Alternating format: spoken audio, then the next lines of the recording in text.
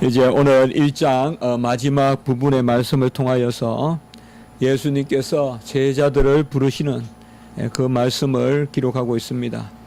오늘은 특별히 두 인물이 등장하는데요.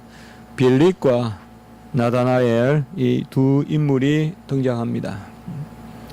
빌립은 헬라식 이름입니다. 필립. 그리고 나다나엘은 분명히 히브리적인 그러한 이름입니다. 이 두 이름을 보았을 때 갈릴리 지방에 이미 이방의 그러한 이름들도 사용하고 또 여러 혈족으로도 서로 섞이고, 사실 우리가 이스라엘을 조금 감상적으로 생각하기 쉬운데 이스라엘이 그저 쭉 직선 긋듯이 그렇게 인류 역사상 모세 때부터 쭉 내려온 그러한 민족이 아닙니다. 아브라함 때부터 쭉 내려온 여러 가지 일이 많고 우여곡절이 많고 전쟁이 많고, 우리나라도 전쟁을 많이 치룬 그러한 시련의 민족이고 또 그 가운데서 견뎌낸 그러한 끈기의 민족이다. 그래서 시련과 극복이다. 그러한 책이 있었어요. 저희도 어릴 때는 시련과 극복이라는 책이 있어가지고 그게 이제 국가교육 의식을 하고 했는데, 그 보면 계속 우리나라가 전쟁을 침공을 당했다. 이스라엘도 그런 거죠. 그래서 오늘은 빌립도 부르고 이 빌립을 통하여서 또 나타나엘을 또 소개받고 부르는 그런 모습을 기록하고 있습니다. 제자를 부르는 것, 이것은 그저 간단한 일이 아닙니다. 우리가 성도의 교제 또 찾아가서 음식을 나누고 하는 것, 이거 그렇게 쉽게 볼 일이 아닙니다. 중요한 일입니다. 사람이 먹고 마시고 함께 들어주고 뒹구는 것, 거기에 모든 성품이 들어 있습니다. 결국 이기적인 사람은 남을 이해할 수 없고 혼자 애톨박이가 될 수밖에 없고요. 바로 우리 주님이 더불어 먹고 마시고 세리와 창기 집에도 가고, 바리새인 서기관들은 그런 게 싫은 거예요. 딱 집에 와서 앉아 있고 딱 제자리에 할 일 하고 딱 들어오는 거 거두고, 이런 게 바리새인 서기관들이에요. 그러니까 편하죠. 예수님은 항상 보면 사람들이 쫓아다니고 무엇을 부탁하고 또 그곳을 찾아가는 그러한 모습을 볼 수가 있어요. 오늘날 우리 성도들 너무 세련됐어요. 너무 세련됐어요. 우리가 사람 만나는 것도 즐거워해야 돼요. 성도들은 사람과 더불어 살아야 되지 담쌓고 사는 것은 맞지 않습니다. 제자를 땅끝까지 제자 삼으라고 했잖아요. 어떻게 제자를 삼아요? 그저 우리가 한마디 하면 툭 나타나는 게 제자입니까? 우리 주님께서는 제자를 부르시려고 갈릴리로 나가리 하시고 끊임없이 이렇게, 이 당시에 무슨 교통이 좋은 것도 아니고 계속 걸어 다니고 움직였어요. 한국교회가 움직여야 돼요. 너무 머무러 있고요. 성도들이 너무 편한 것만 좋아해요. 편한 것이 최고예요. 편한 것이 은혜예요. 쉬운 것이 은혜고, 이것이 문제예요. 우리 주님의 삶에서, 바울의 삶에서 어찌 그런 것들이 추구됩니까? 나를 따르라라고 주님께서 빌립에게 명령하십니다. 아콜루테이, 명령형으로 나를 따르라라고 이렇게 말씀하십니다. 주님께서 명령하실 때는 이미 은혜를 담고 있다라고 우리가 자주 나누었습니다. 주님의 명령은 그 어떤 명령을 받는 자의 자질을 따지는 것이 아니라 명령하는 자가 곧 이끄시는 그러한 은혜의 명령입니다. 제자로 나를 따르라라는 그런 말씀도 될 수가 있고, 그리고 우리가 좀 더 한꺼풀 더 들어가 보면 나를 닮으라 혹은 나를 이 삶의 목적으로 여기라라고 이렇게 하시는 말씀일 수 있습니다. 사실 우리가 구원받을 때도 나를 따르라, 이 한마디죠. 여기에 다 영적인 그러한 언약의 복이 있는 것이죠. 주님을 믿거나 말거나 따르거나 그렇지 않거나 하는 예와 아니오의 결단이 있는 것이죠. 바로 나를 따르라라고 이렇게 했습니다. 그때 여러 설명이 없어요. 바로 빌립은 44절에 보면 안드레와 베드로와 한 동네 벳세다 사람이다라고 이렇게 말하고 있습니다. 바로 벳세다 지방의 갈릴리의 벳세다 그 지방의 한 지방의 그러한 사람입니다. 헬라어 이름을 가지고 있고 바로 안드로와 베드로 벳세다니까 결국 가브나움 지방 벳세다 가브나움의 요 사이도 그러한 베드로의 집이라고 있거든요. 가보면 바로 해당이 있고요. 그래서 안드레와 베드로와 한 지방 벳세다 사람이다. 우리가 주님께서 제자를 부르시는 모습에 보면 아주 이렇게 상세하게 교리적 문답을 하는 경우도 있어요.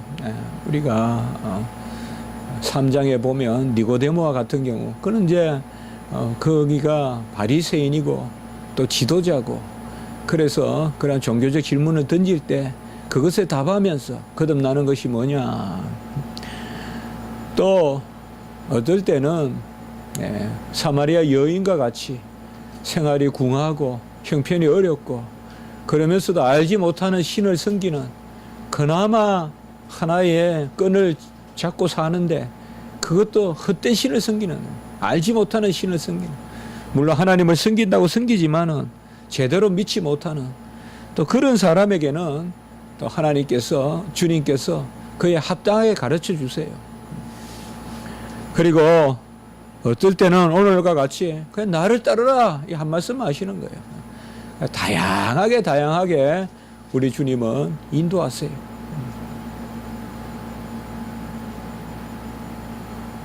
어떤 사람은 처음 주님을 만났는데 십자가 가는 길에서 만나서 십자가를 짐으로 또 주님을 따르는 경우도 있고요.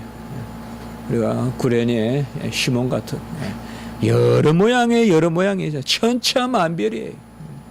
강도와 같이 경각에, 죽음의 경각에 그 십자가에서 나그네에 이르는 구원을 맛보는 그러한 경우도 있고요. 주님이 우리를 부르는 모습은 아주 다양해요. 해결을 할 수가 없어요. 나면서부터 믿음의 가정에서 나서 그 분위기에서 젖을 먹을 때부터 교회에서 어미의 젖을 먹고 자라는 그러한 복된 사람도 있고, 또 더 훈련에 부르는 사람도 있고, 노년에 장년에 부르는 사람도 있고, 아니면 말년에 부르는 사람도 있고, 다양하게 주님이 부르십니다. 바로 주님께서 부르실 때 이미 그것을 따르는 답을 우리에게 주시는 것입니다. 바로 주님이 부르실 때는 소명이죠.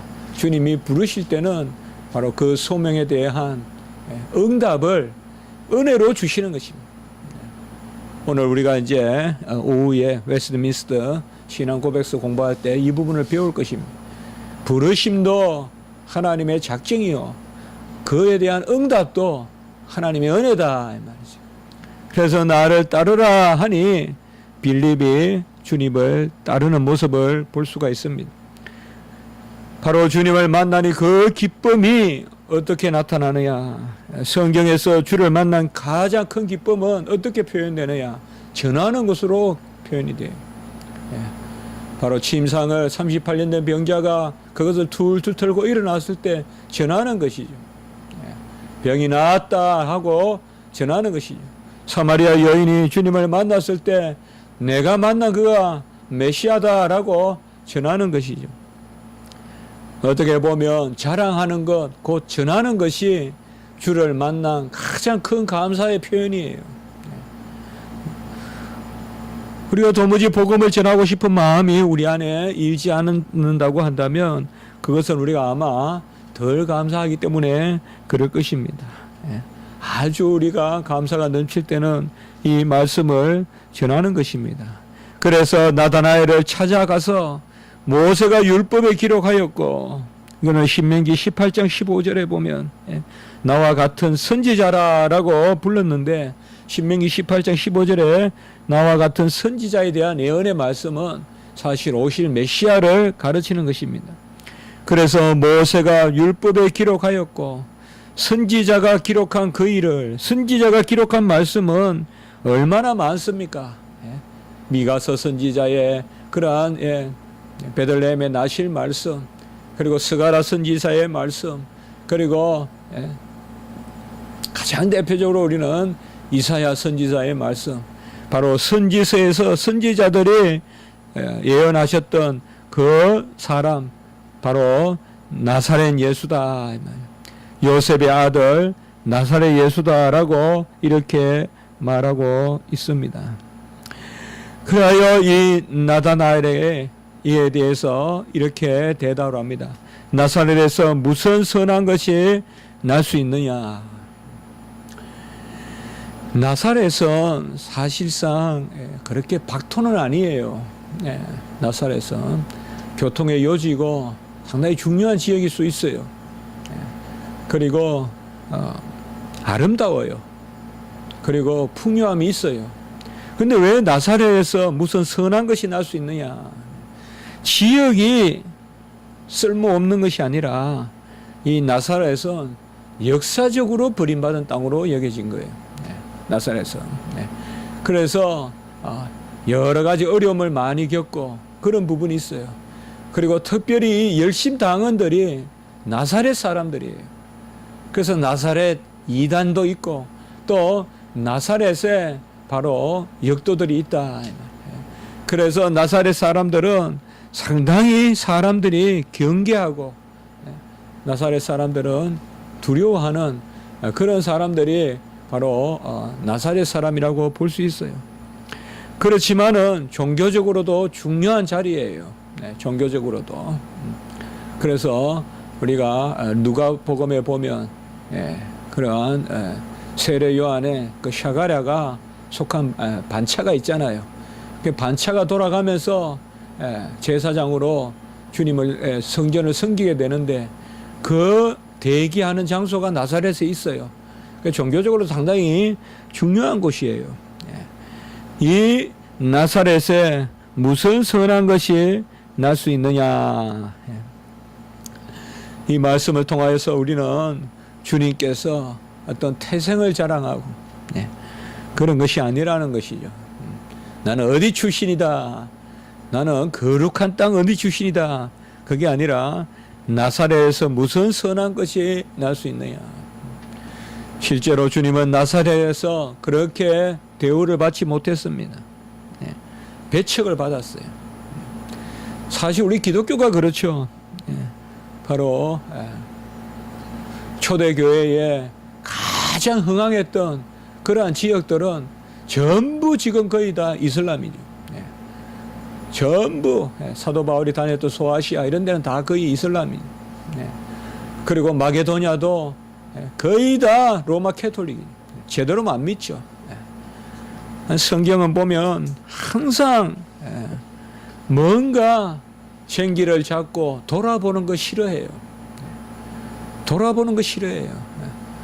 그래서 제가 그렇게 자주 말씀을 드려보는 거예요.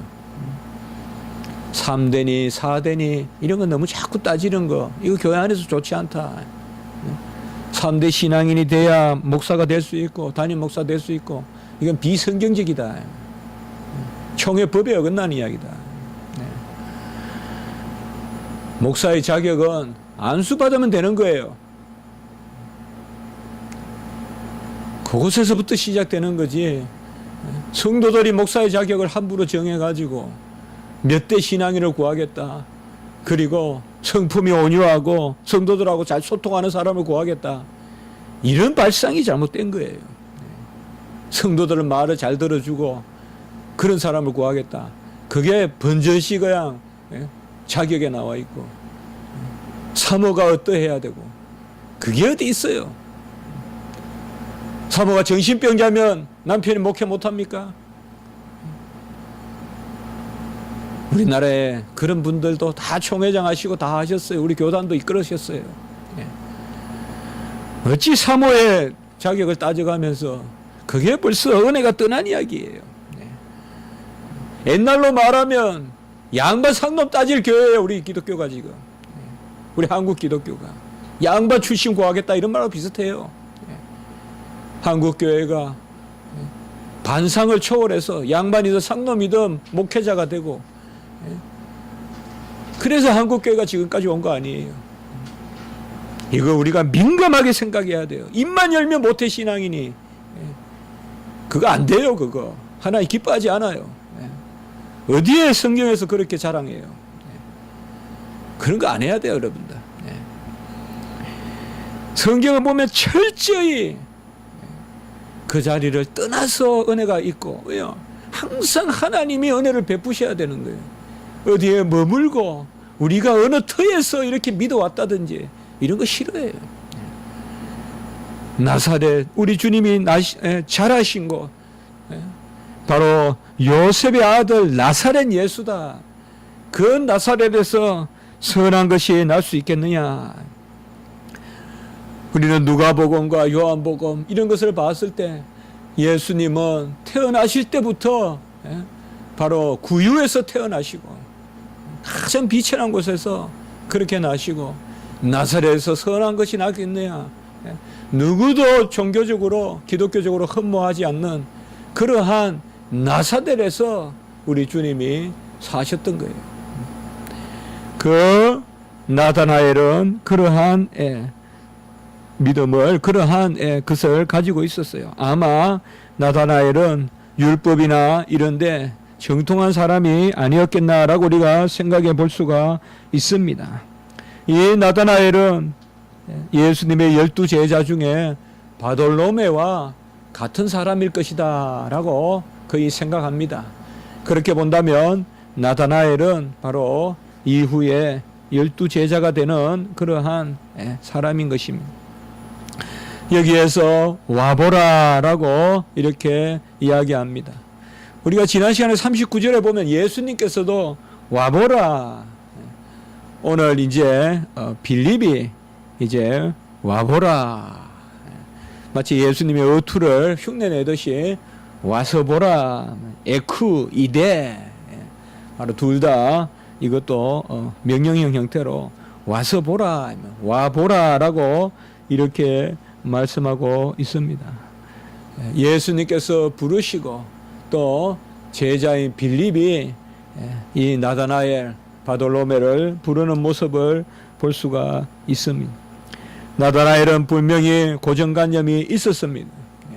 어느 터에 누가 나고 어느 곳에서 누가 나고, 그러나 나다나엘은 바로 이 예수 그리스도를 영접하는데 바로 다른 것으로 아니라 예수님께서 한 말씀을 하시는 것입니다. 나다나엘이 자기에게 나타나니 이는 참으로 이스라엘 사람이라 그 속에 간사한 것이 없도다 라고 이렇게 주님께서 말씀하고 있습니다. 이 부분이 어떻게 보면 가장 해석이 분분한 부분입니다. 과연 이게 뭘 의미할까 이 말이에요. 무화과 나무 아래 있는 것을 보았다. 이건 마치 정말 우리가 도무지 따라잡기 어려운 그러한 대화법이에요. 무화과 나무 아래 있는 것을 내가 보았다. 그리고 참으로 이스라엘 사람이라 그 속에 간사한 것이 없도다.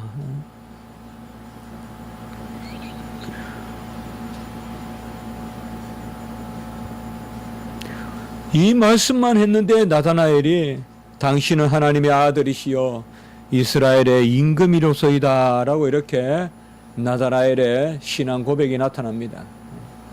이건 대단한 신앙 고백이에요.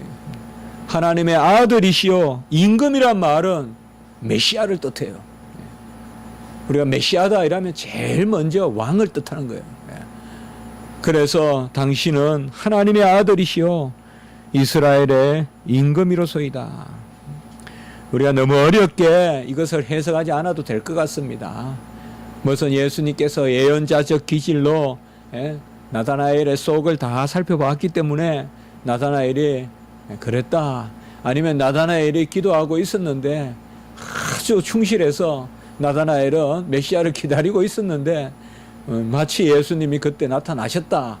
뭐 여러 가지 해석할 수 있지만은 우리는 이렇게 생각하면 됩니다. 바로 그 키는 우리가 말씀을 이해하는 핵심은 참으로 이스라엘 사람이라 그 속에 간사한 것이 없도다라는 이 말씀에 있다고 볼 수 있습니다. 나다나엘은 어린이와 같은 신앙을 가졌을 것입니다. 나다나엘은 구약의 말씀을 제대로 믿었을 것입니다. 그래서 핍박도 많이 당하고 힘든 일도 많이 당하고 오히려 사람들에게 배척을 당했을 것입니다. 이 거친 지방의 사람들이 얼마나 형식적입니까? 그러나 나다나엘은 말씀대로 믿으려고 했을 것입니다. 세상의 임금이 아니요 오실 메시아가 임금이라고 생각하고 폭력을 행사하거나 어떤 세속적인 방법을 쓰는 것이 아니라 참으로 이스라엘 사람이라 그 속에 간사한 것이 없다라는 것은 바로 나다나엘이 말씀대로 하나님을 믿고 의지하고 어떻게 보면 이 나다나엘은 아무도 알아주는 사람이 없었다 이 말이죠. 순수하게 말씀대로 기도하고 있었고 또 말씀을 묵상하고 무화과 나무 아래서 무엇을 했는지는 몰라도 기도를 했거나 말씀을 암송했거나 간에 여하튼 그는 간사한 것이 없다 이 말이죠. 여러분 우리가 기도하면서 하나님 앞에 간구하면서 간사함을 갖추는 것이 아닙니다. 간사함을 떨쳐버리는 것입니다.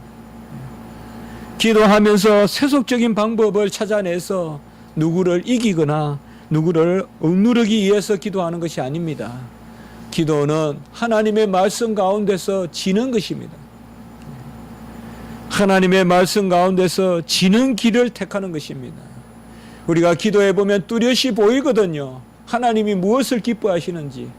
그것은 많은 경우에 지는 것입니다. 져주는 것입니다. 참 이스라엘, 참으로 이스라엘 사람이다라는 말이 바로 그것입니다. 참으로 이스라엘이다. 이스라엘이란 이름이 뭘 의미합니까? 우리는 이스라엘 이름을 항상 한번 새겨봐야 돼요. 야곱이 이스라엘이 됐잖아요. 그 전에 무슨 일이 있었죠? 브니엘.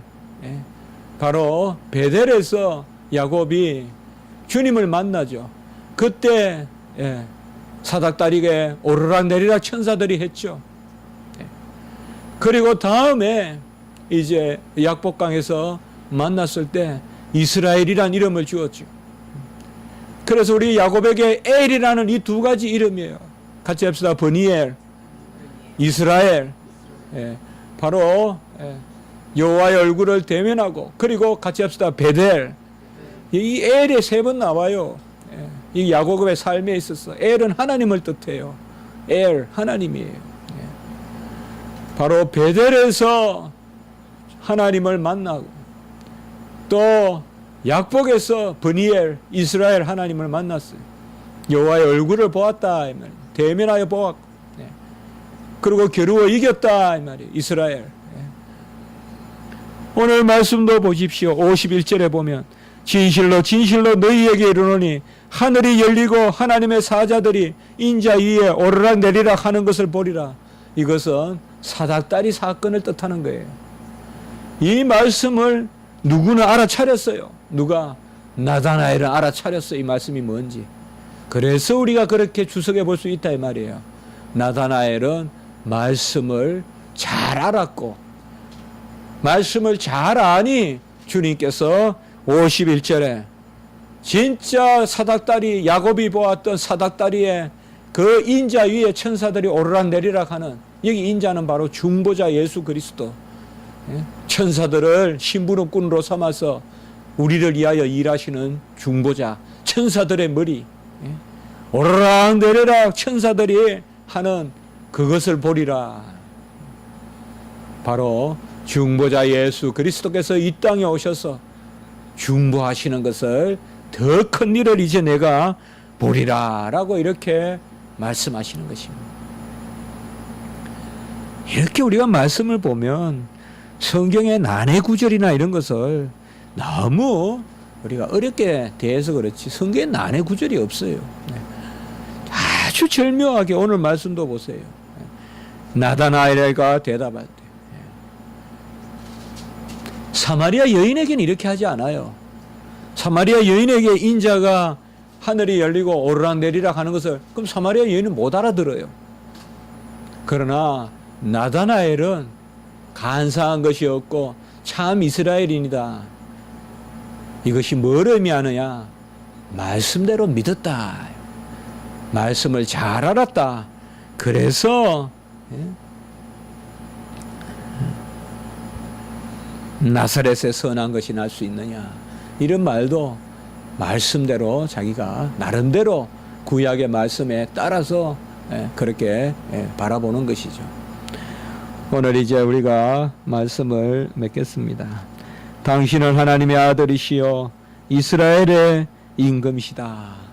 이러한 고백이 우리 가운데 있었으면 좋겠습니다.